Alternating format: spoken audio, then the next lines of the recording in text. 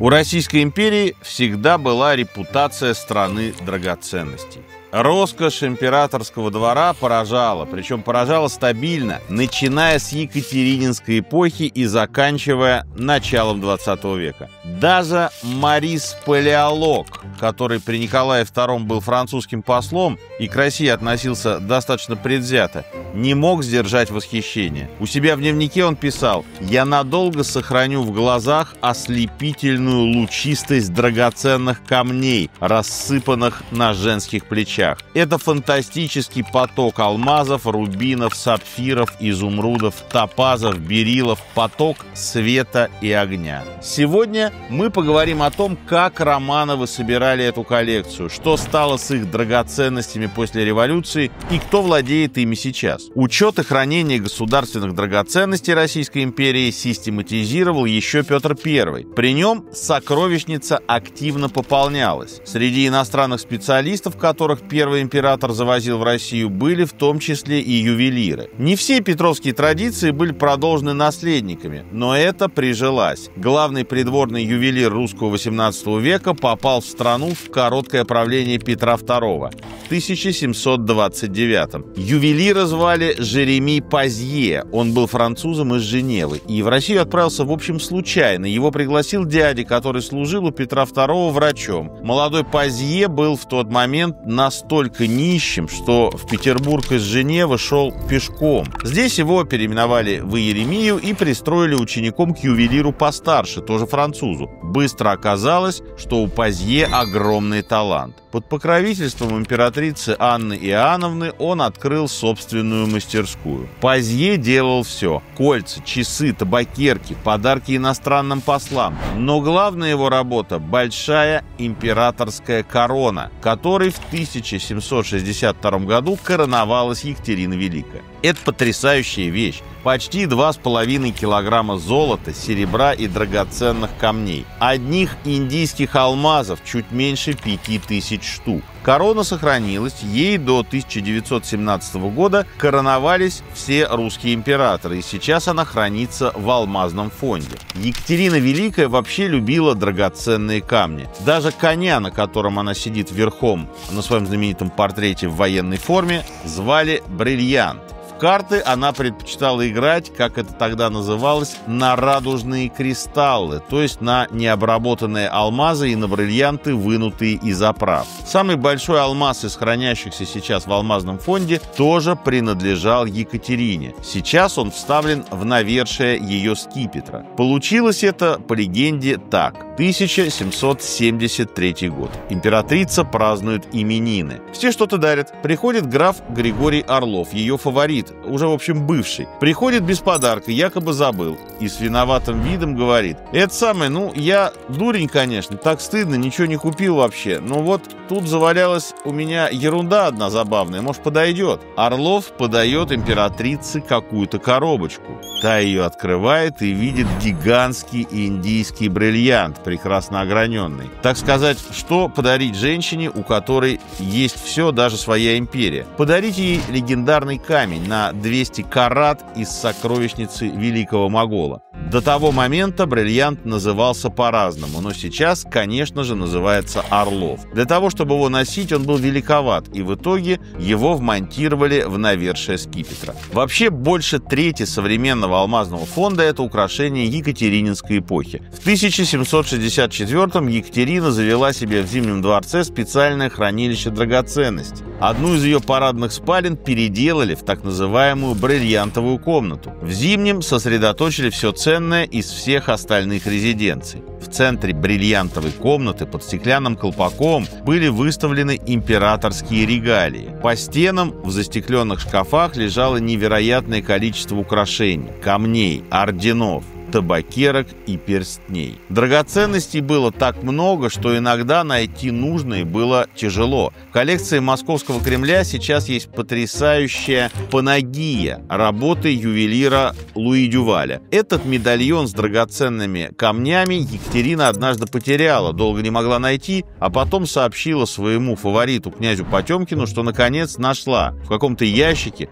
в который никто 2 года не заглядывал. Было у каждого, но, наверное, не с драгоценными медальонами. Панагия была нужна для дела – подарить важному митрополиту. Сокровищница, помимо прочего, выполняла роль фонда подарков. Екатерина справедливо считала, что ничего так не мотивирует крупных чиновников и политических союзников, как какой-нибудь бриллиантовый перстень из личного запаса императрицы. Ценности держали под замком, но не прятали. В бриллиантовой комнате регулярно устраивались встречи с доверенными людьми, так сказать, чтобы обозначить перспективу. Например, фельдмаршал Румянцев за победу в очередной русско-турецкой войне получил золотую оливковую ветвь с алмазами, маршальский жезл с алмазами, шпагу с алмазами и звезду ордена Андрея Первозванного, тоже с алмазами. Но что поделать, человек отвоевал у Турции приличных размеров территорию между Днепром и Бугом и часть Крыма. Сыновья ювелира Луи Дюваля остались в России и продолжили дело отца. Старший из них, Яков Дюваль, стал коронным ювелиром Павла I. Для Павла I он сделал корону магистра Мальтийского ордена, а для его жены, императрицы Марии Федоровны, знаменитую диадему в форме кокошника с редким розовым бриллиантом. Знаменита она тем, что уже после смерти Марии Федоровны стала частью свадебного комплекта. В ней венчались все царские невесты. Одевались перед свадьбой они как раз в бриллиантовой комнате. Многие из них, кстати, жаловались, что полный комплект из диадемы, венчальной короны, бриллиантовых сережек и всего остального был таким тяжелым, что дышать получалось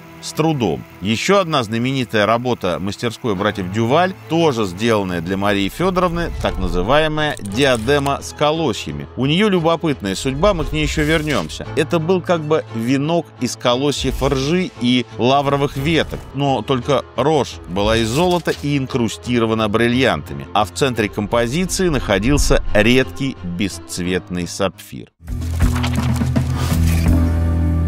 Символ пшеничного колоса, издавна связанный с нашей культурой как знак земли, плодородия, изобилия и самой жизни, вдохновил мастеров Muse Diamonds на создание коллекции изобилия, где щедрый и драгоценный мотив колоса как живая поэтичная метафора духовных смыслов России. В концепции изобилия гармонично переплетаются классические мотивы русского ювелирного искусства и современные дизайнерские и технологические тенденции в авторской интерпретации ювелирного дома. На создание украшений из этой коллекции мастера Muse Diamonds потратили более 7000 часов, и каждая мельчайшая деталь там на своем месте. То есть современные ювелиры могут работать так же тщательно, как придворные ювелиры Романовых, и тоже делать вещи, которые станут чьей-нибудь фамильной ценностью и будут передаваться из поколения в поколение. Увидеть украшения из коллекции изобилия прямо сейчас можно на выставке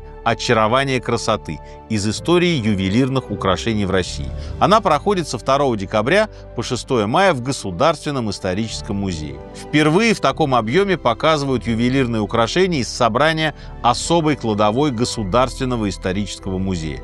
Можно увидеть, как менялось ювелирное искусство в России со второй половины 17 века. Одна из глав выставки посвящена драгоценным экспонатам ювелирного дома Muse Diamonds. Ссылку на билеты оставил в описании.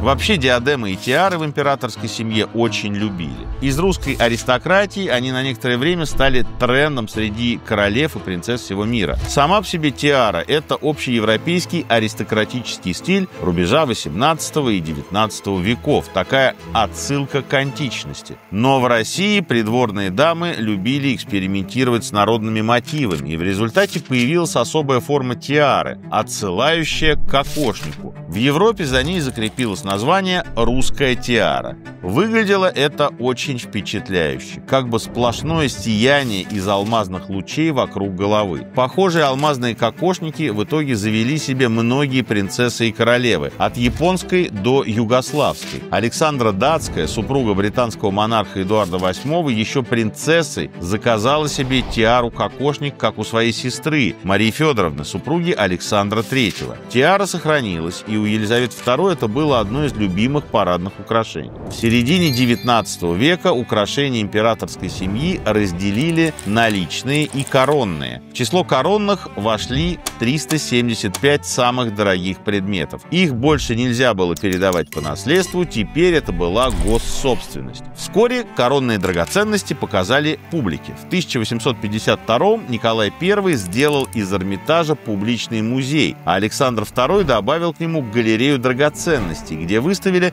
150 предметов, включая императорскую коллекцию табакерок, которую начал собирать еще Петр I.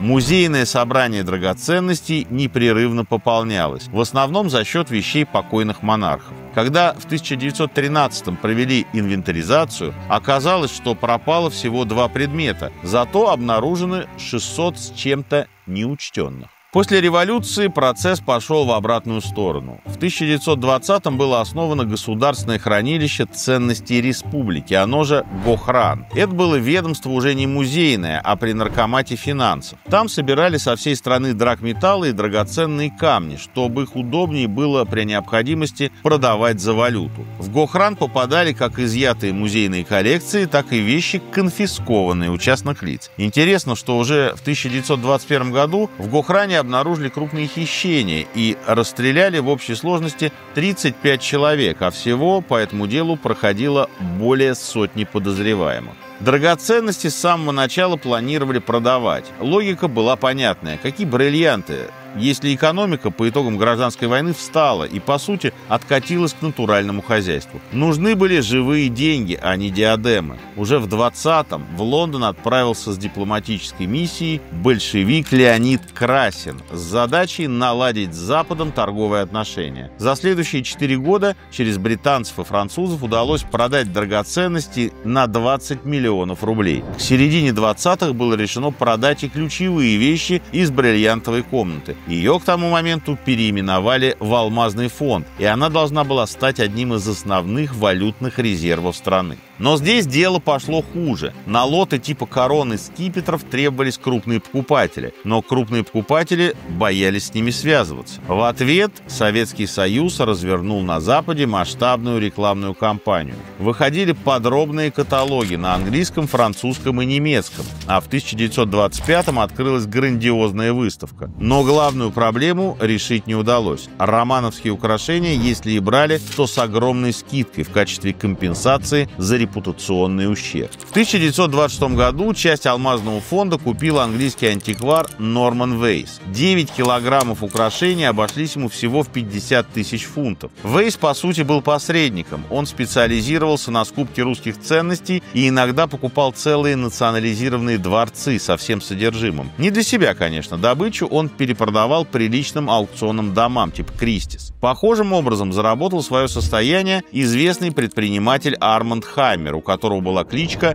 «Личный капиталист Ленина». Алмазный фонд продолжали рекламировать и распродавать до начала 30-х, причем цены продолжали падать. В конце концов, распродажи прекратили из-за очевидной абсурдности. Деньги государство получало смешные, а ценности почти закончились, их сбывали сотнями позиций в год. Например, в 1927 году Кристис провел масштабные торги под названием «Русские государственные ювелирные изделия». Было продано 124 предмета, включая и знаменитую диадему с колосьями. Где она сейчас? Тоже интересная история. Вообще, судьба многих украшений, попавших за границу, известна. Часть досталась британской короне, включая любимую тиару Елизаветы II, так называемую Владимирскую. На многих парадных портретах королева именно в ней. Тиара изначально принадлежала княгине Марии Павловне и через Гохран не проходила. Ее в 1917-м достал из тайника и вывез в Европу британский дипкурьер. Что-то успели купить другие королевские семьи Европы, например, румынская. Многое потом осело в частных коллекциях и оказалось в самых неожиданных руках. Например, тиару-кокошник, которую Николай I подарил своей жене Александре Павловне, в 1927-м купил двоюродный брат Уинстона Черчилля.